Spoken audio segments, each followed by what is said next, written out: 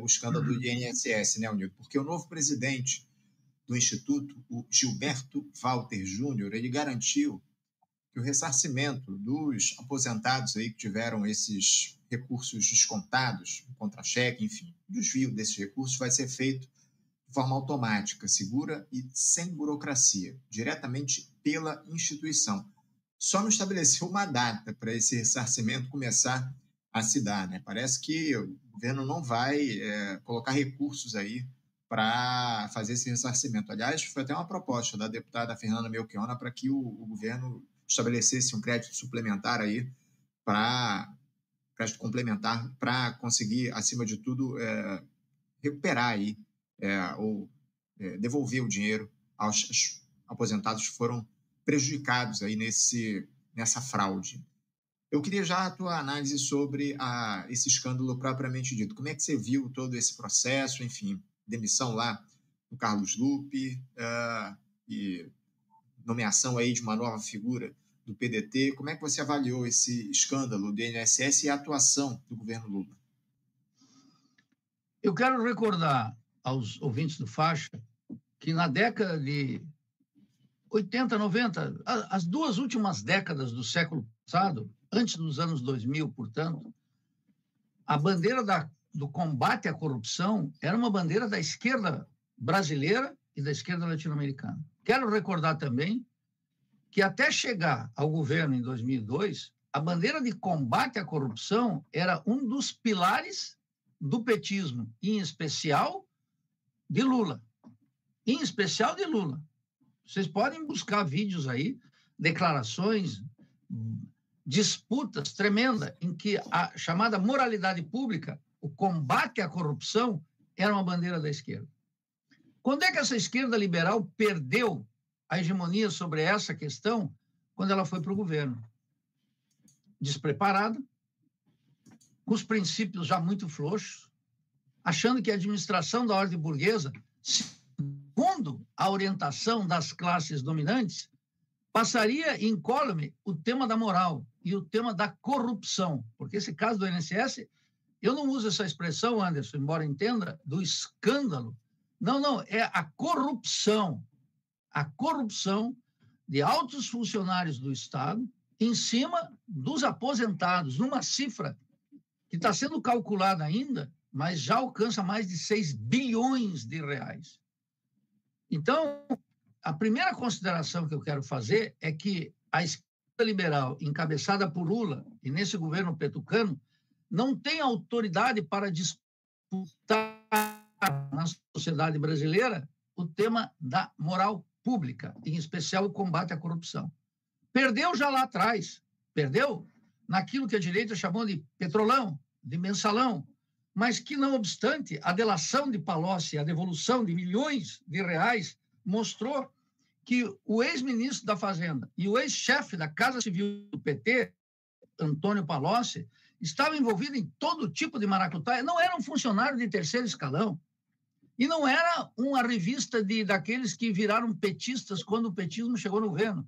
Era um petista de larga tradição, íntimo de Lula, íntimo de Dilma, senão não ocuparia aqueles cargos. E confessou todos os seus crimes, como outros burocratas também, funcionários da Petrobras, líderes partidários, tá tudo comprovado, a despeito de a Lava Jato ser uma operação feita por um homem sem escrúpulos a serviço de Washington, que é Sérgio Moro. As duas coisas são verdadeiras. O petismo é seletivo, ele denuncia a Lava Jato, que destruiu o país, e destruiu empregos, e queimou riqueza, acabou com empresas, abriu para concorrência estrangeira, etc., querendo ocultar o fato de que tinha uma corrupção generalizada que alcançou, inclusive, outros países latino-americanos. Então, essa é a primeira consideração que eu queria fazer. A segunda, analisando o caso assim com cuidado, tem uma integrante, uma ex-integrante do Conselho Nacional de Previdência Social, vou ler o nome aqui, Tânia Galete, uma advogada, uma funcionária advogada do INSS, que em janeiro de 2023, quando o Lupe entrou, portanto, primeiro ano do governo Lula, e de novo em junho de 2023, encontrou com o ministro cara a cara e disse, olha, está tendo aqui um roubo. Nós estamos em 2 anos e meio depois. E isso começou, segundo eu apurei aqui, pode ter alguma falha, quando esse jornalismo, que eu também não tenho nenhuma confiança, por isso coloco aqui entre aspas, o Metrópolis começou a acompanhar isso e começou a fazer matérias insistentes sobre os operadores desse mega esquema de corrupção, que estava o presidente do INSS, e que todas as reuniões em que participaram, etc., está esse sujeito que o Lula colocou lá. Tinha que ser varrido todos para fora, todos imediatamente, inclusive esse que está aí agora, ocupando, era o braço direito do Lupe, ou ocupava, se eu não estou equivocado, o segundo posto no Ministério. Como é que vai assumir o INSS? Terceiro, Anderson, eu assisti aqui a entrevista que você fez com o sindicalista da FENASP, né? Da Federação dos Trabalhadores, que soltou um documento no período de transição, eu recebi um documento essa semana, indicando como a deterioração completa dos servidores, que eram mais de 40 mil, hoje são menos de 18 mil, o tacão de ferro em cima dos trabalhadores do INSS, a pressão completa, em lugar de fazer um sistema de maior controle contra a corrupção, deteriorou e permitiu, em última instância, essa corrupção gigantesca em cima de gente que não tem um sindicato. E depois, não só massacrou os funcionários, como não escuta as advertências sucessivas. Eu assisti aqui a muito boa entrevista que tu fez, eu não lembro o nome dele, eu acho que ele era o tesoureiro, não era?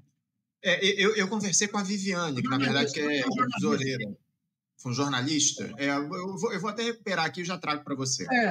Vale a pena que o público do Faixa escute aquela entrevista, porque não foi só uma funcionária, ex-membro do integrante do Conselho Nacional da Previdência Social, que disse claramente ao Lupe, também a Federação dos Trabalhadores na Previdência Social, alertaram nos documentos de transição, o serviço do INSS está deteriorado e o pau está comendo nas costas dos trabalhadores, com um assédio moral tremendo lá dentro, que precisa ser denunciado, e que o governo não só aplica essa regra em cima, como fomenta esse tipo de coisa. E aí os controles dos próprios trabalhadores, que poderiam ser uma peça de denúncia da corrupção, não funcionam.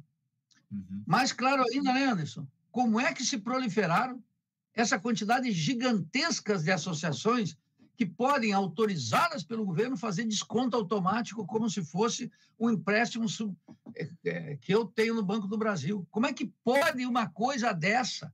Isso é uma ideia de essas agências reguladoras. Um governo decente vai acabar com a Agência Nacional do Petróleo, com a Agência Nacional da Aviação, vai acabar com essa canalha toda que está aí, assaltando o Estado, regulando o sistema a favor dos capitalistas e com um conjunto de maracutaias que o jornalismo não vai buscar. O jornalismo está ocupado, sabe com o quê? Com a pequena corrupção. Aqui eu quero fazer uma reflexão, Anderson, mesmo o risco de me estender um pouco. No jornalismo dominante, nós podemos chamar assim, tem 3 níveis de atenção pública sobre a corrupção. Nesse caso, por exemplo, não é uma soma qualquer, merece toda a atenção por uma parte da sociedade brasileira que é quase indefesa. 6 bilhões, até agora, nós vamos ver depois.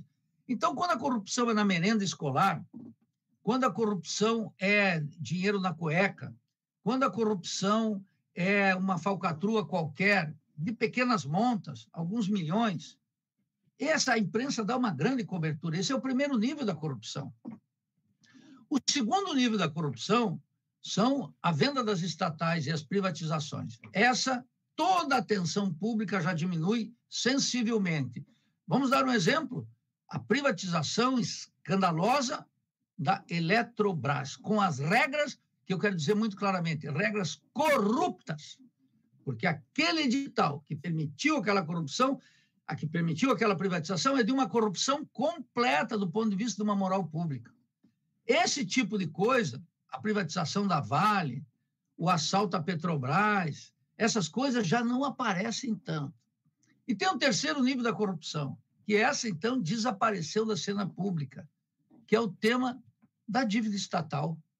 A dívida estatal está blindada não só pelo jornalismo, não só pela direita, mas também por setores da esquerda liberal que acreditam que a dívida é uma virtude e que nós, tendo uma moeda nacional supostamente soberana, podemos gastar e aplicar um keynesianismo bastardo, sem sustentação teórica. Então, esse tema da dívida pública, plasmado pela corrupção, orientado por corrupção, ao arrepio da lei, da legislação ordinária, de tudo, esse tema não existe. Está blindado. Esses são os 3 níveis.